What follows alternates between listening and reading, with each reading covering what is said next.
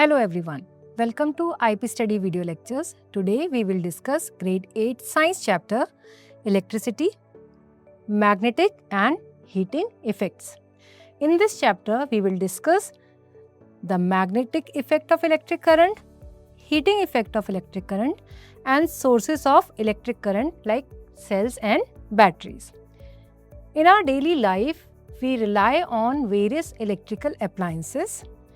Many of these appliances help us to work easily by using these effects of the electricity. For example, when you are ironing your clothes, you are using heating effect of electric current. While toasting your breads, you are again using heating effect of electric current. When you are pressing the bell or doorbell, you are using the magnetic effect of electric current. So, how these devices are working using these effects of the electric current, we will discuss in this chapter. First is magnetic effect of electric current. Whenever current passes through a circuit, it produces a temporary magnetic field. Because of that temporary magnetic field, the components of electric circuit can behave like a magnet and they can attract magnetic materials.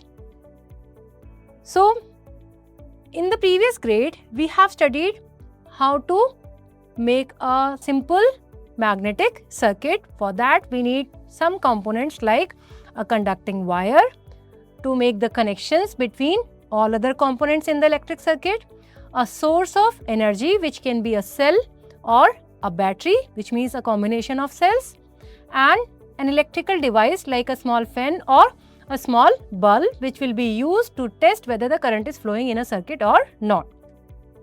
So, after making a simple circuit to check the magnetic effect of electric current, we can use a simple circuit here using a cell connected to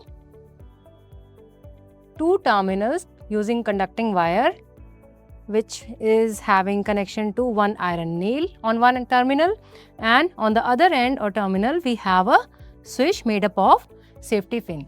So, in the first figure you can see the switch is off because the circuit is not completed.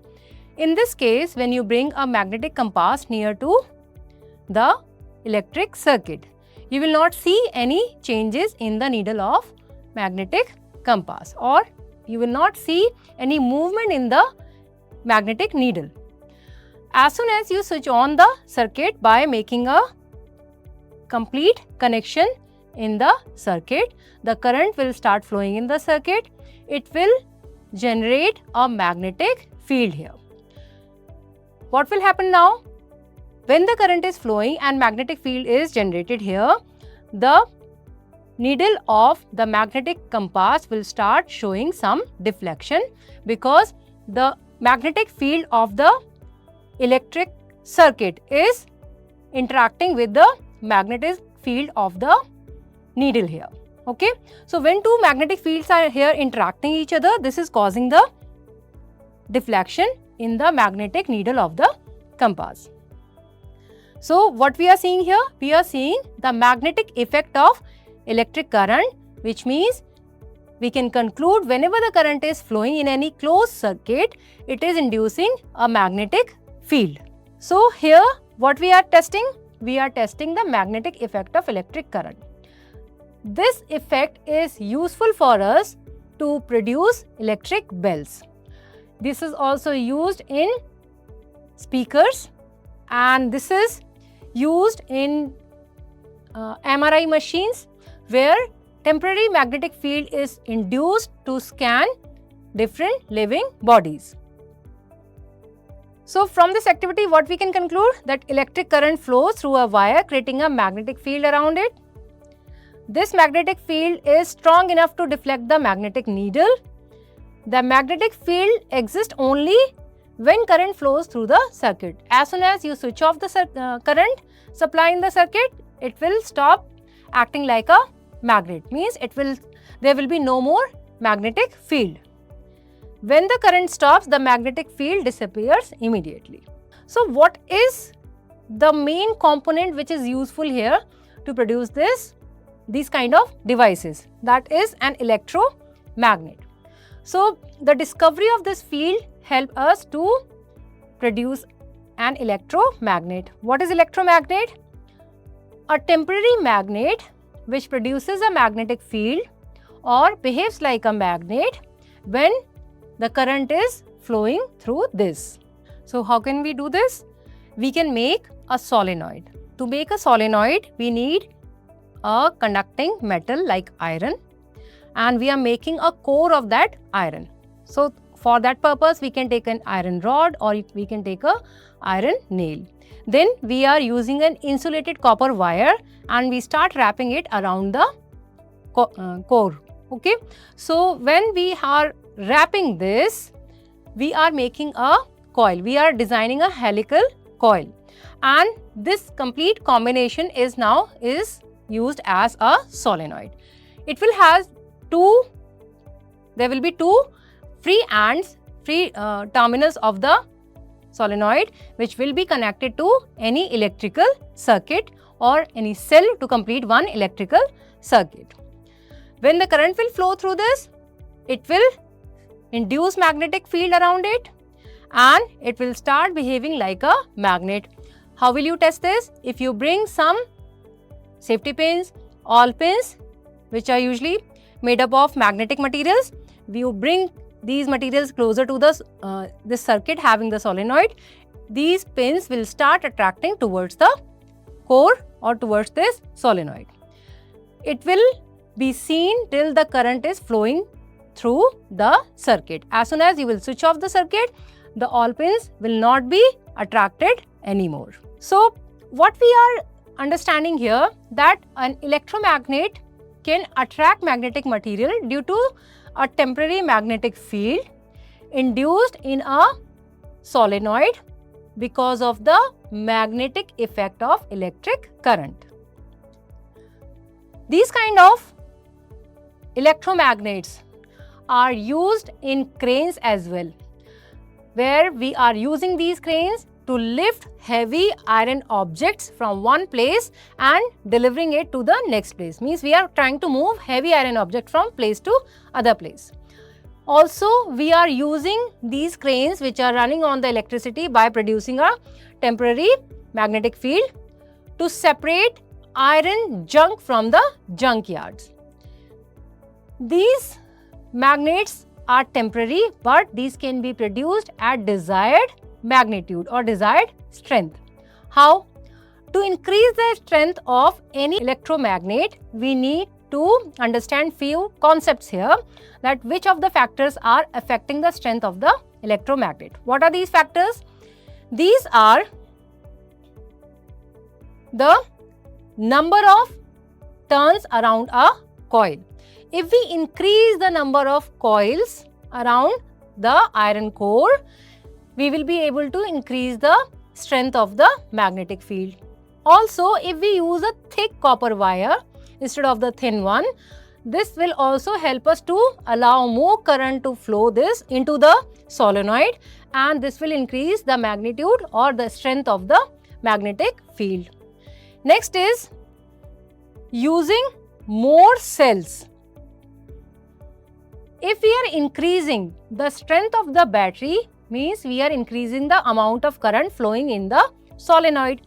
If the current is increased, it will also increase the magnetic field, means more powerful magnetic field will be generated. Hence, the electromagnet will also be produced with the more strength. So, what we are doing here? Fourth thing is we can increase the thickness of the iron core. Means if we are using a thicker iron rod, so the coils will be wider, we will be coiling more wires around it and we will be able to produce stronger electromagnet. So what are the four factors here? The turns of the coil around the solenoid, number of the cells in a battery, the thickness of the iron core and the thickness of the wire. So these factors are affecting the strength of any electromagnet, and by changing these factors, we can increase or reduce the strength of the electromagnet. Yes, applications of electromagnet. What are these applications? Already we discussed it in the brief. The electromagnet produces a temporary magnetic field, but this magnetic field can be produced with desired magnitude, means with desired strength. So, it can be used to lift very tiny particles, also to lift very heavy objects. For example, in clinics, ophthalmologists use electromagnets to remove tiny iron particles which enter into the eyes of their patients accidentally. How this can happen? Some people work in such industries where they are shredding irons, so sometimes they can have very tiny particles of the shredded iron enter into their eyes. So that's how electromagnet is helpful here to remove such kind of iron pieces which enter accidentally in the patient's eye easily. Electric bells. Electric bells are run for the period only when you are pressing the switch of the bell. As soon as you remove your hand from the bell, it stops ringing. So how it is working? There is a circuit inside the electric bell. It is completed when you press the bell or press the switch of the bell. In that case, it behaves like a temporary magnet, and there is a hammer which hit the gong which produces the ringing sound. Gong is a metal piece. It is hit by a hammer and the ringing sound is produced. When you remove your hand from the switch, the circuit is incomplete. The hammer is moved away from the gong and you cannot hear the sound anymore. In the loudspeakers also, electromagnets are used to produce the sound, also to amplify the sound. In magnetic separators, like we discussed already, magnetic equipment like MRI, magnetic resonance imaging, it is used to scan the body to see internal organs in the body. This also runs when electricity is passed through this machine and it generates a temporary electromagnetic field. Next effect is heating effect of electric current. Whenever current is passing through a circuit, you might feel that the electrical devices become slightly warm or some devices turns hot. So how this is happening? When the current is passing through any conducting material, the particles of that material try to stop that flow of electricity, and that is called the resistance of the conducting material. So the particles which are trying to stop the flow of current are changing some amount of electric current into heating energy. Means some electrical energy is now transformed into heating energy. That's why the electrical devices turn hot or warm. They become hot due to this resistance. So do all types of materials which are used in any electrical circuit produces the same amount of energy? No. Different materials have different capacity of resisting the electric current, which makes their resistance. If any material is resisting with more power, which means it will transform more electric current into more heat energy, and that will produce more heat. Such kind of materials can be used to make heating devices like immersion rod, electric iron, electric toasters, etc. Some materials produces less heat energy, which means they have less resistance. They try to stop the current but with less strength. So here we can make a list of materials which can produce more resistance, and they can be helpful as well as they can be harmful using in the devices. So we use these materials in very wisely to design any device. Similarly, tungsten is another metal which is used in electric bulbs. So you might have seen an electric bulb which has a coiled thin wire in the center of the bulb, and which emits the light when it is connected to the electric circuit.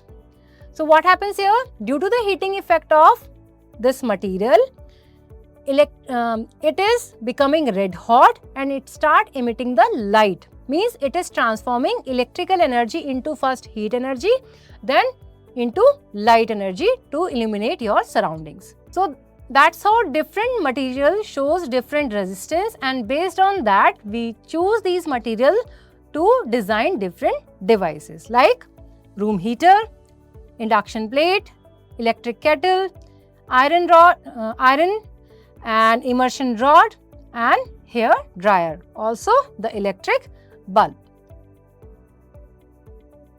So the amount of heat produced in a conductor material depends on several factors here. What are these factors? Resistance of the conductor. If there is more resistance, more heat will be produced. Amount of current flowing.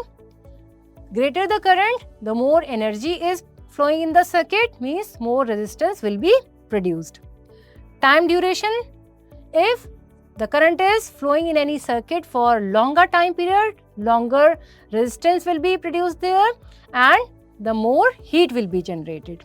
And the property of the material, like some materials can produce more heat energy due to the more resistance, and some materials cannot produce that much heat energy due to the resistance. Now discuss the fuse, which is one of the application of heating effect of electric current. So in a fuse, you can see here there is a tube in which the central part is made up of glass tube and which is closed with metal caps on the both end. And between these two terminals there is a thin wire inside the fuse which is made up of copper because of its property of showing resistance to the electricity of current. So what happens when the overflow of current is happening in any circuit? So this becomes red hot and it melts to break the circuit. What is short circuit and overloading? You might have seen there are two wires in any electrical devices. One is live wire and the second one is neutral wire.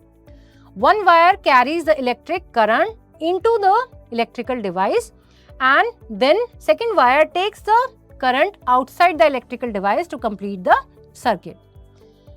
If these two wires interact with each other inside a device, it causes short circuit. When this can happen? If the insulation of the wire is removed or damaged, or somehow it is not correctly fixed using a tape. So in this case, what will happen? Both the wire will come in contact with each other. It will produce more heat energy and short circuit. Because of that short circuit, the devices can be damaged. Next is overloading. Overloading means any electrical appliance is receiving amount of electrical energy which is over its capacity. So here we call it overloading, means more electrical current is going into any circuit. This also can cause damage due to the heating effect of electricity. In this case, to regulate such kind of damages, what we do, we use MCB. MCB is miniature circuit breaker. It's a automatically regulated switch. Whenever overloading happens, this switch produces a slight magnetic effect here, means it acts like a magnet and it switches off the supply of electricity in the circuit. As soon as you replace the damaged part in the circuit, you can switch on the MCB and it will work again. So because of this feature of the MCB, we do not need to replace the fuse multiple times. We can use one MCB multiple times just by replacing the damaged part in any other circuit. Now, understand sources of electric current, which are commonly cells and batteries used in different devices. So, in the previous class, we have studied that cells are smallest unit to produce the electricity in any circuit, and by repeating these cells we can produce a battery. And we use different strand to show the terminals of any cell. The longer strand is positive terminal and the smaller is negative terminal. If we repeat these, we are making a battery. Also, we studied that in cells we are using a chemical substance to produce electricity, and these are usually dry cells. Dry cells means the electrolyte which is used inside the cell is in the paste form. It is not in the liquid solution form. Here we will discuss about a voltaic cell which is using the solution of a chemical substance which will produce electricity here, or which will dissociate into its ion to generate electricity and to allow the flow of current in the circuit. So here we need two electrodes. What are these electrodes? These are the two terminals here, which are immersed in a liquid in this container. This liquid is called electrolyte. It is made by dissolving a chemical compound, usually ionic compounds, which means they have negative and positive ions in them. When it is connected to a circuit, so what happens when the circuit is completed? What happens? The electrolyte in the solution start dissociating into its positive ions and negative ions, and these ions start flowing in the circuit through these electrodes, and the channel of the current is now completed and it is going into the liquid again through the other terminal. We can test this using a small device like a small bulb. As soon as you will immerse both the terminals into the electrolyte, the bulb will start emitting the light energy. So that's how we know that these kind of solutions are helping here to produce electricity or to allow flow of electricity in any circuit. This kind of arrangement is called the voltaic cell. Here we can increase the strength of the voltaic cell by increasing the amount of ions. How we can do this? We can dissolve the electrolytic substance in the solution, and we can produce the electricity for desired time period. Means if these ions are consumed in flow of electricity, we can add more electrolyte in the solution, and for that time period it will produce more electric current in the voltaic cell. Next is dry cell. What is dry cell? Like we were using a solution of electrolyte material in a voltaic cell, we are not going to use the same solution here. We are using a paste of electrolytic material, which will be moist paste of the material. So in this we are using a zinc container which will act like a negative terminal, a carbon rod which will act like a positive terminal, electrolyte which will dissociate into ions to produce the electricity, and magnesium oxide which will prevent reaction between the electrolyte material and the carbon rod. So if you check any dry cell in the remotes or any toy, you will find there is a metal tip at the one end of the cell. That is the positive terminal of the electric cell, and the base and the container or the case of the cell is negative terminal of the cell.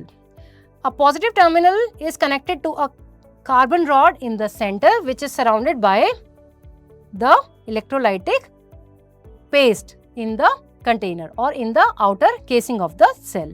Whenever this cell is connected to any circuit, means the circuit is completed, the paste start dissociating into positive and negative ion, and these ions start moving in the circuit to flow electricity in the circuit.